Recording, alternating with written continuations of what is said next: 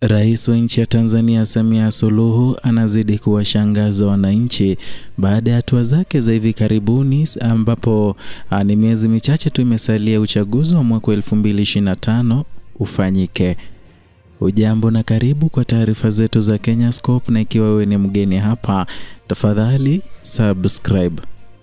Katika hatua ya kutathmini mchango wa mtumishi ama watumishi wa umma wanaoenesha uadilifu wa bidii kazini, Rais wa Jamhuri ya Muungano wa Tanzania Daktari Samia Suluhu Hassan amepandisha vyeo maafisa watatu wa jeshi la polisi kwa mpigo mmoja.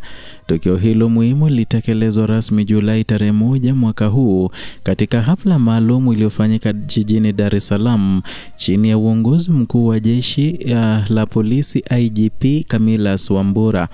Maafisa waliopandishwa vyeo kutoka kamishna msaidizi wa polisi ACP hadi kamishna msaidizi mwandamizi wa polisi SACP ni Moshi Nsampi Sokoro, anayehudumu kama mkuu wa kikosi cha polisi wanamaji Tuntufye Absalom Mwakagamba kutoka kikosi cha matengenezo ya magari ya polisi, na Msolo Hamis Msolo ambaye ameongeza kikosi cha bendi ya polisi. Kupandishwa kwa vyeo kwa maafisa hao kumetajwa kuwa ni matokeo utendaji wa muda mrefu uliotokana ama uliotukuka katika maeneo mbalimbali ya kiutawala na kiusalama ambayo kwa kawaida hayaangaziwi sana kwenye vyombo vya habari. Kwa mujibu wa jeshi la polisi, uteuzi huu unaakisi dhamira ya serikali ya awamu ya 6 kuwatambua wale wanaojitolea kwa dhati kulinda amani na kusimamia sheria bila kuyumba. Na kwa upande wa jeshi la polisi, hatua hii imepokelewa kwa mikono miwili, ikizingatiwa kuwa ni nadra kwa askari kutoka vitengo visivyo vya moja kwa moja na operesheni ya kijeshi kutambuliwa kwa namna hiyo.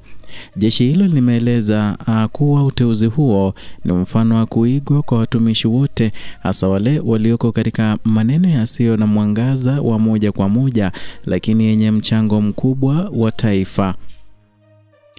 IGP Wambura aliyesimamia hafla ya kuvisha vyeo ameeleza kuwa maamuzi ya Rais Samia ni kielelezo cha wazi kuwa utumishi wa umma unalindwa na kutathminiwa kwa msingi wa maadili na kujituma.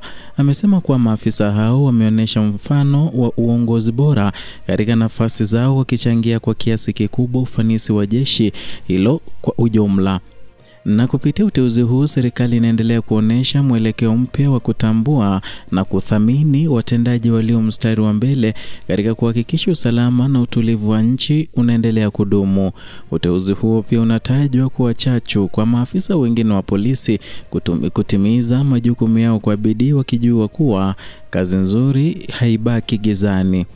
Kwa sasa jeshi la polisi lina kila sababu ya kuimarisha morali kazini, huku Rais Samia akiweka wazi kwamba uadilifu, kujitolea na weledi vina nafasi kubwa katika utumishi wa umma.